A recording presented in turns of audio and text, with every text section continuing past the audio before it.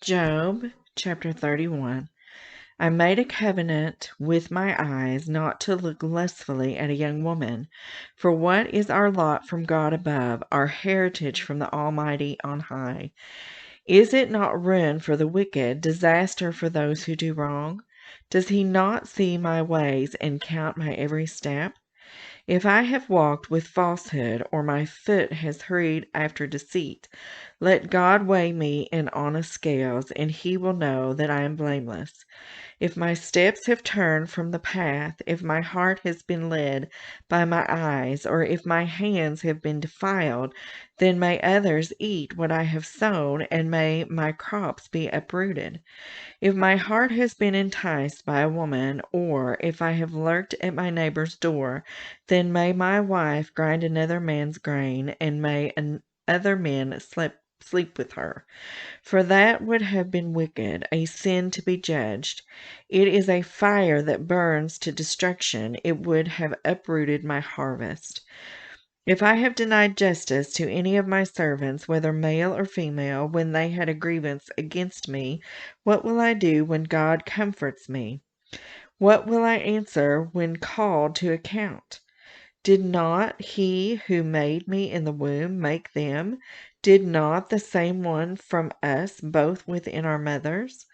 If I have denied the desires of the poor, or let the eyes of the widow grow weary, if I have kept my bread to myself, not sharing it with the fatherless, but from my youth I reared them as a father would, and from my birth I guided the widow. If I have seen anyone perishing for lack of clothing, or the needy without garments, and their hearts did not bless me for warming them with the fleece from my sheep, if I have raised my hand against the fatherless, knowing that I had influence in court, then let my arm fall from the shoulder, let it be broken off at the joint. For I dreaded destruction from God, and for fear of his splendor I could not do such things. If I have put my trust in gold, or said to pure gold, you are my security, if I have rejoiced over my great wealth, the fortune my hands had gained, if I had regarded the sun in its radiance, or the moon moving in splendor, so that my heart was secretly enticed, and my hand offered them a kiss of homage, then these also would be sins to be judged, for I would have been unfaithful to God on high. If I have rejoiced at my enemy's misfortune, or gloated over the trouble that came to him, I have not allowed my mouth to sin by invoking a curse against their life. If those of my household have never said, who has not been filled with Job's meat? But no stranger had to spend the night in the street, for my door was always open to the traveler. If I have concealed my sin as people do, by hiding my guilt in my heart, because I so feared the crowd and so dreaded the contempt of the clans, that I kept silent and would not go outside. Oh, that I had someone to hear me! I sign now my defense.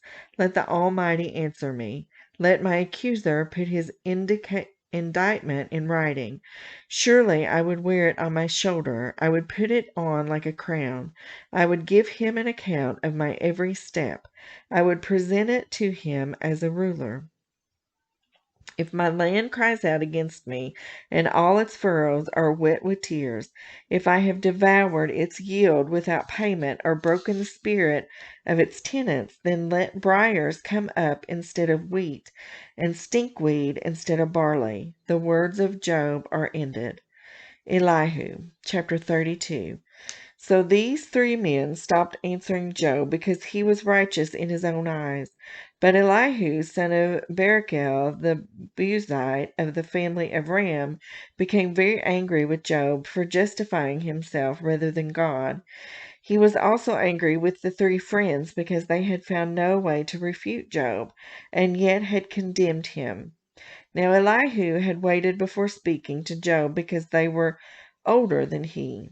But when he saw that the three men had nothing more to say, his anger was aroused. So Elihu, son of Barachel the Bezuzite, said, I am young in years, and you are old. That is why I was fearful, not daring to tell you what I know. I thought age should speak, advanced years should teach wisdom. But it is the Spirit in a person, the breath of the Almighty, that gives them understanding. It is not only the old who are wise, but only the aged who understand what is right. Therefore I say, listen to me. I too will tell you what I know. I waited while you spoke. I listened to your reasoning. While you were searching for words, I gave you my full attention. But not one of you has proved Job wrong.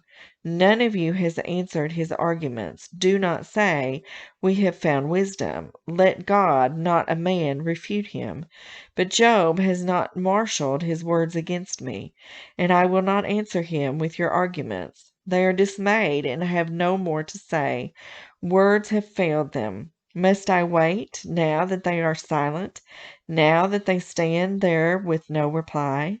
I too will have my say. I too will tell what I know.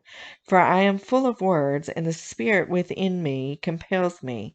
Inside I am like bottled up wine, like new wineskins ready to burst.